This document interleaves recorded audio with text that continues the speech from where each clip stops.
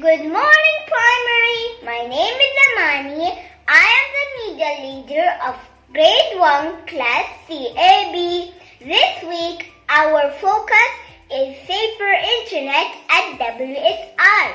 We will be interviewing members of the WSR e-safety team who will be sharing information about safer internet use and the do's and don'ts when interacting and working online to ensure that we all keep ourselves safer and protect.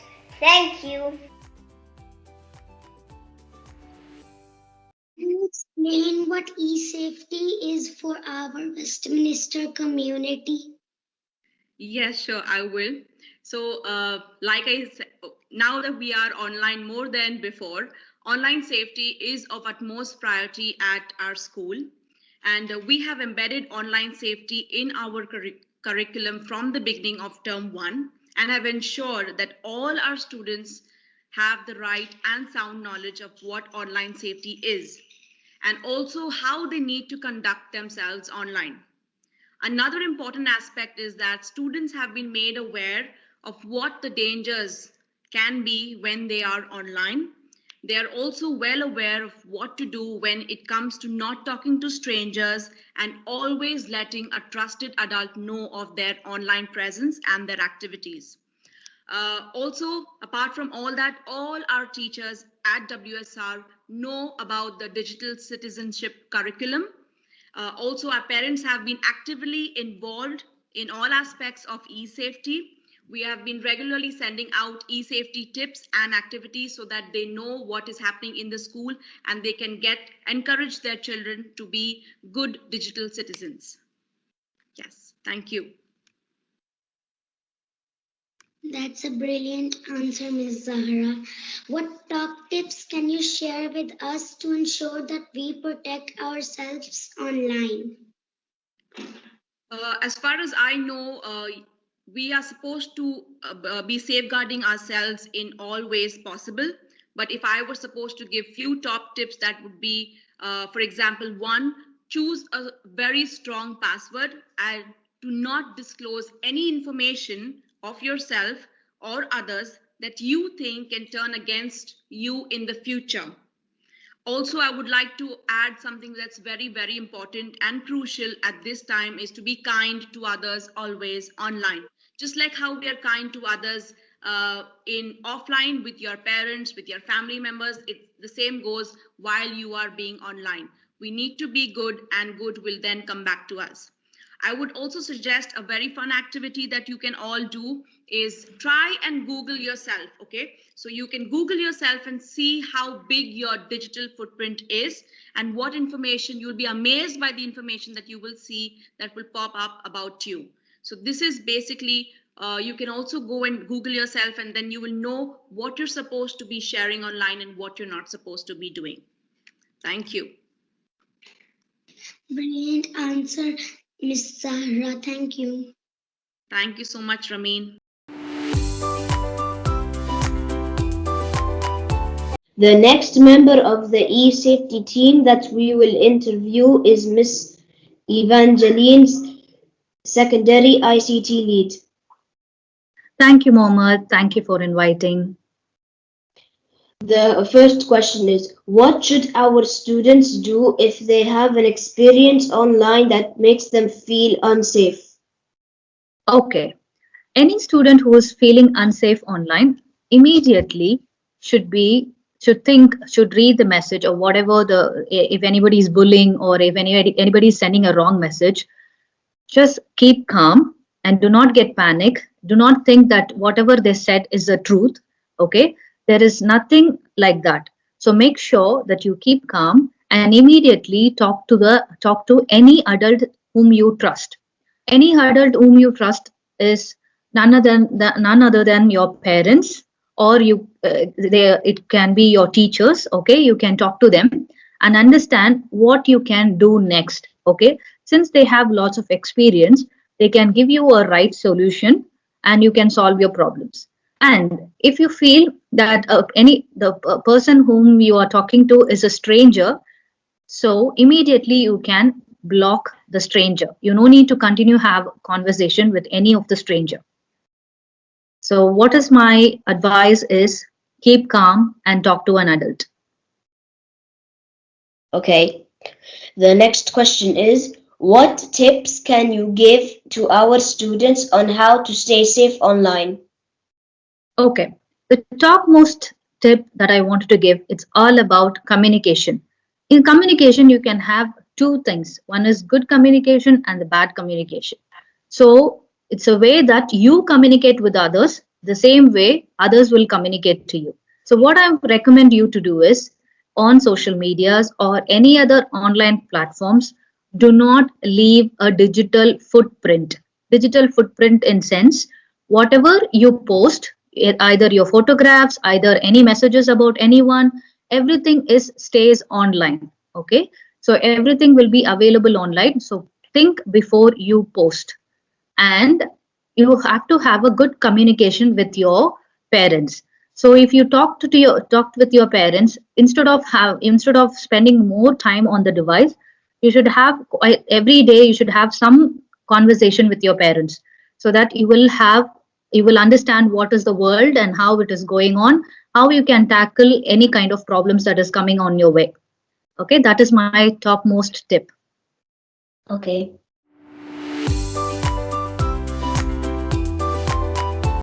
Hi, Mr. Anu.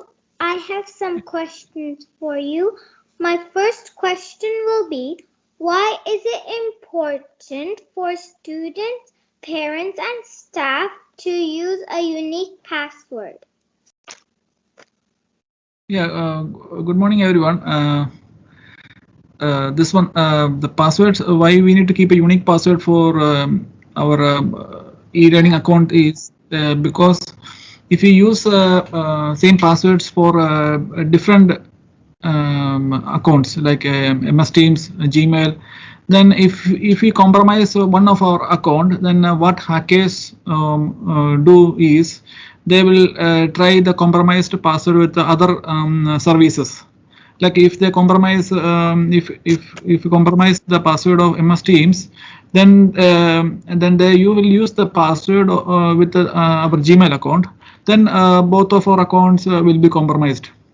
So that's the reason we need to keep a unique password for each of our accounts, like MS Teams, Google, Yahoo, whatever we have. We need to make a unique password for each of the services.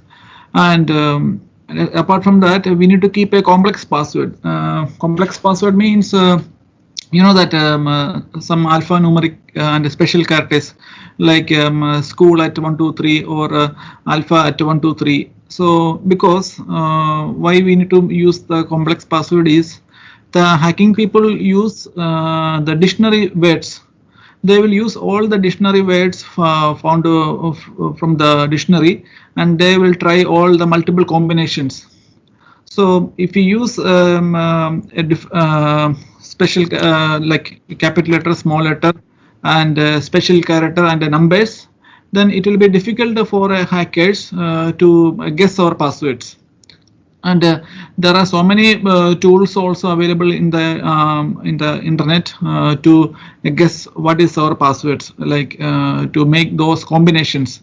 So if you use a complex password like a special character, small letter and capital letter and numbers, then it will be difficult for them to guess what is our passwords. So we know that if you make different passwords for different accounts, it will be difficult for us to remember. So we recommend to use. There are some applications available in the internet, and those applications we recommend KeePass. The KeePass, it is a small application which can store our passwords, and we do not recommend to save our passwords in the computers like in Excels or writing in a paper like that, which is not recommended. So if you use some encrypted softwares like KeePass, so this can help us to store our passwords very securely, so that no one knows our passwords, what is our password. Thank you, Mr. Anu. Now my Yeah, second question will be, what should yeah. we do to ensure that our devices have privacy settings that are up to date? Yeah. So the main thing is during this pandemic situation, all we are using the electronic devices to have the learning. So one of the most important thing is we need to make sure that the location services of our gadgets are turned off. Why? Because if you upload any images in the system, then if anybody getting that images, then they will have the option for to identify our location. So even if you upload your images in the Facebook then they will have the option to track your location, because you are uploading the photo from a location enabled device. So we recommend to turn off your location services of the gadgets. You can turn it on whenever you require, especially when you want to share your home location to someone. That time only you need to turn on. Otherwise, remaining all the time, we must turn off our location in our devices like phone, mobile phone, laptop, iPad, whatever devices we have. We must turn off the location. That's the first thing we need to do. And second thing, there is option available in the every devices syncing option. So we know that our devices being connected with the internet, and so if we turn on the syncing option, which is in the settings, then the some of the applications or what all we are doing in the internet that might syncing into their third-party applications. So we recommend to turn off the syncing options, which is in the settings of the gadgets. And thirdly, we all using the browser for checking or searching things on the internet. So we must clear our sessions, clear our browsing history once we complete the searching, because if we still when we use the cookies or when we use the history, still the people who are on hacking side, they can get our data once the history is still available on the browsers. So we recommend to clear all the browsing history, or there is an option in the Google Chrome or in latest Microsoft Edge. There is option browse in private mode. In private mode, the advantage is we can browse all the things, but it will not save our history. So that when you close the browser, it will automatically delete our history. And most important thing, the camera and Microsoft Access. So we all online now, so whenever we require, only that time only we need to turn on our microphone or camera. So we must make sure that the camera or the microphone which is not active when we are not using it, so that we can check it on the settings side of the every devices, because there are some applications which can work in background with and they can access camera and microphone all the time. And in the public area also, there are some airports or some other areas, the free internet Wi-Fi access also available. So those if you use those kinds of this one public internet, they might install some applications remotely, and they can turn on our camera or microphone remotely. So we recommend not using the public Wi-Fi over the from the airports or any other public areas. So that's what I'm thinking about, the most important privacy settings which we need to up to date on our every devices. If you have any questions, you can ask. Thank you, Mr. Anu. You're welcome.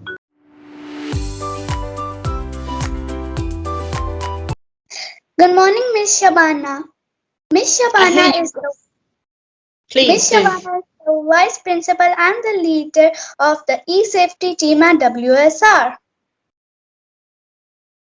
How can we distinguish what's safe and unsafe when we are searching the internet or working online? Well, that's actually a very interesting question, Maru, because the safety changes according to your age, but overall, you tend to have certain aspects that we have to always remember. Now, when we're thinking about safety and things that are safe and the things that are unsafe, or platforms that are safe and that are unsafe, there are certain questions that we have to always keep at the forefront. So if any platform or any program asks you, or any individual online asks you for any personal information, then we automatically know that that's not a safe place to be on, and we will only respond to it if we have spoken to an adult and the adult has checked to see whether it's safe or not. So never give out personal information. If a person pops up, a stranger who you don't know, again, that's how we know that that aspect of the internet is not safe, because we don't communicate with strangers, so we don't talk to strangers. When it talks about when we're talking about what's safe and what's not safe online, there are lots of things. For example, things we can prepare for ourselves or put in place for ourselves, like what Mr. Anoop just spoke about. Things like blocking pop-ups, or use an ad blocker on our computers, or turn on the private browser or private settings. And if you're unsure about it, we talk to our parents about it. So we will know whether something is safe or unsafe, is because if it's asking us for private information, then we know it's unsafe. And if it's not requiring any information whatsoever, and we know that our teachers or our parents have told us about this site and said it's okay to go on this site, then we know it's safe. So we do not accept any online messages from strangers. We never, ever share any passwords whatsoever. And there's little things like, for example, if you're online and you've got your video camera on and you know that you might be open to the public, you've got to think about how much information your screen, you with your school uniform on, how much information are you giving? Because if you've got a school uniform on, potentially you're telling that individual or whoever's watching you on the screen what school you go to. Your face will roughly tell them what age you are. The background may tell where you actually are at that moment of time. And like what Mr. Anoop just said with regards to locators, if you haven't switched your locator off, again, that will inform the wrong people, the wrong information. So overall, I'd have to say that when we know that a site is safe, or when we know that something's not safe, is by looking at, number one, is it asking for private information? If it is, it's a no-no.